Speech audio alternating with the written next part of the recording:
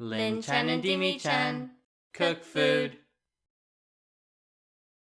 Hello everyone, welcome to a new segment on our channel called Experiments in Cooking.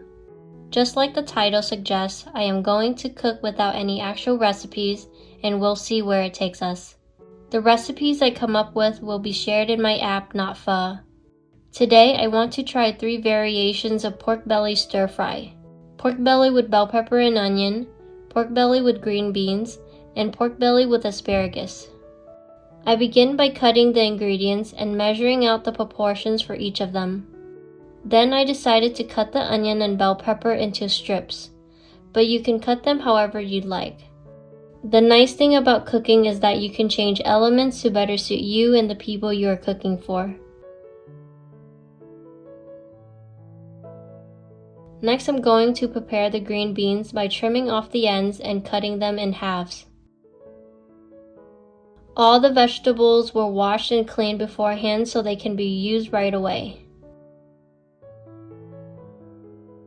In the US, we like to use cups to measure, even though sometimes it doesn't make sense. But I do it anyway in case I need the measurement in the future. I also measure in grams since most people prefer the metric system. Next is preparing the asparagus. Asparagus is usually very tough and fibrous near the end of the stalk, so I decided to shave off the outside of it and cut the stalks in halves. I don't know if this method will work, but we'll see once I cook them.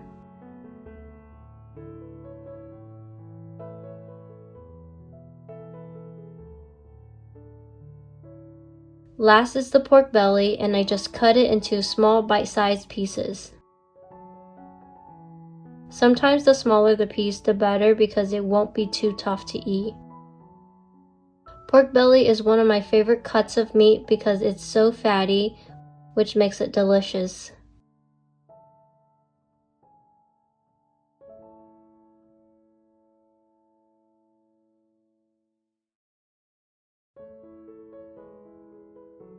Now that I've finished cutting all the ingredients, it's time to move on to cooking.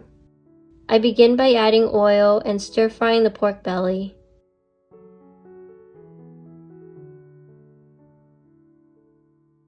Then I added the green beans. I underestimated how long it would take to cook the green beans, so they were not as tender as I've assumed. So I decided to add some water and steam them.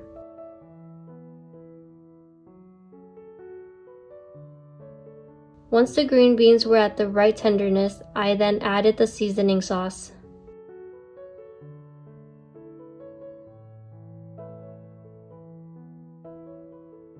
Now moving on to the asparagus version.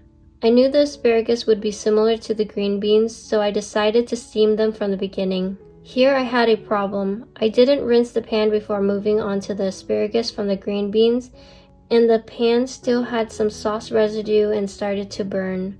So I had to transfer the asparagus out and rinse the pan before I could continue. I used the same sauce proportions but added some sake to see if the flavor would be any different. Last is the bell pepper and onion version.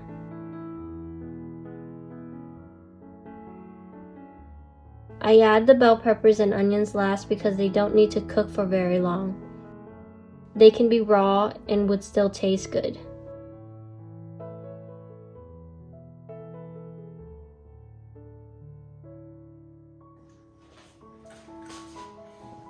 Hello! So with all the experimenting I did, now we get to try what the food really tastes like. Which one are you gonna go for first? Let's go for this one. So this one is pork belly with green beans. I haven't tasted any of them.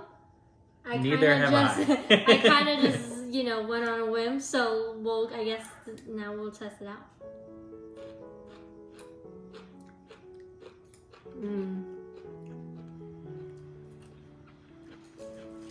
The flavor's good. I think the problem I had when I was making this one was that I cooked the meat first. I I cooked the meat first and then I added the green beans. But green beans takes a lot longer to cook. And so in the given time that I thought it should be okay, it was still not cooked yet. So I had to more or less steam it. I think they're fine. Well, now it's fine. Mm-hmm. Yeah. But earlier, you should have done it right from the beginning. As I was cooking it, I was testing. I guess I was nibbling on the beans to see if it's the right consistency yet, and it was really tough.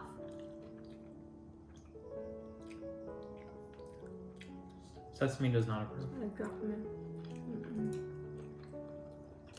The beans are nice. The only thing is they're very squeaky. Yeah. I think beans tends to do that. I don't know why. But I think it's a good combination. Crunchy. Mm-hmm. Not mushy. How's the sauce? Too salty, too sweet? No, sauce is good. Sauce is good? Mm-hmm. There's not so much sauce that will coat your rice or anything, but it coats the food well. I mean, if you want to coat your rice, you can just double up the sauce or triple up the amount of sauce. Mm-hmm. And then after that, just use it as a dressing for your rice. Mm-hmm. Okay, so moving on. This one is slightly different. And I only made half the portion since I realized after cooking the green bean ones, it's going to be a lot of food. We're going to get fat. So, this one is asparagus. And I think the problem with asparagus too is that it tends to be very fibrous. And so what I did was I cut the stalk like near the end in half so that it's much easier to eat. They already saw you do that. I'm telling you what I did. Very tender. Yeah, that's very tender. So this one I did it differently than I did the green beans. This one I steamed it first, and then I cooked the pork belly in. The pork belly, I was gonna say it's not as tough, but it's just as tough. Oh, it's tough, meaning it's overcooked? Maybe. Or maybe the cuts are just so thick. Here, let me try a thinner cut. Maybe. I think I might have cut the pork belly too thick then. Yeah, go with thinner cuts with the pork belly. Okay. Especially if it might get tough from overcooking.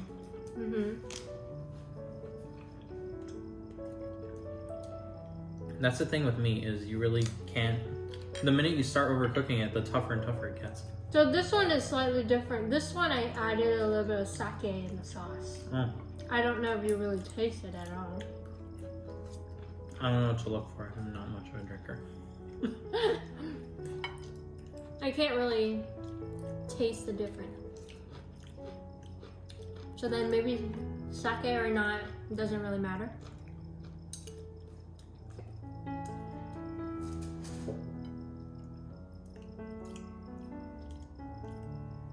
I don't think it makes too much of a difference. No, it's just, I guess if you... Though there's a lot more sauce here, so it's like hard to tell. Well, there's a lot more sauce here because this is double the amount of that. Okay. Try with a piece of meat. Well, the third one is the same technique, the same sauce, but it's just with onions and bell pepper. And I kind of like this combination together. So I figured I'd give it a try.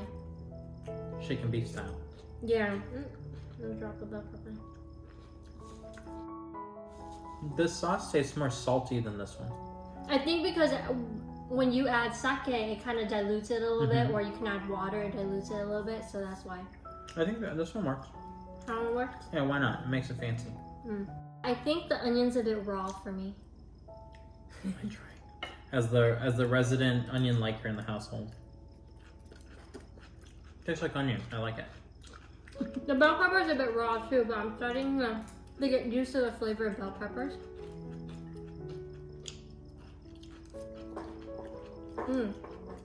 That's a lot of pepper. How do you like this one? It's good. Tastes good? Does it all taste good? I think the onion adds something to it.